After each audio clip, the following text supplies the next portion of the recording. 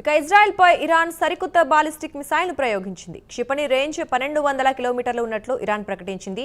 అమెరికాతో అణు ఒప్పందం చర్చలను కూడా తాత్కాలికంగా నిలిపివేస్తున్నట్లు ఇరాన్ ప్రకటించింది. ఇరాన్ దాడులతో పశ్చిమాసియాలో అనిశ్చితి ఏర్పడింది. ఇరాన్ ప్రధాన ఆర్థిక జీవనాడిపై ఇజ్రాయెల్ దాడి చేసినట్లు తెలుస్తోంది. అతిపెద్ద గ్యాస్ ఉత్పత్తి కేంద్రం ది సౌత్ పార్స్పై ఇజ్రాయెల్ దాడి చేసింది. దాంతో ఒకదాని తర్వాత ఒకటి 11 నిల్వ ట్యాంకులు పేలిపోయాయి. ఇజ్రాయెల్ దాడితో ఇరాన్ ఆర్థిక పరిస్థితులపై తీవ్ర ప్రభావం చూపే అవకాశం ఉంది.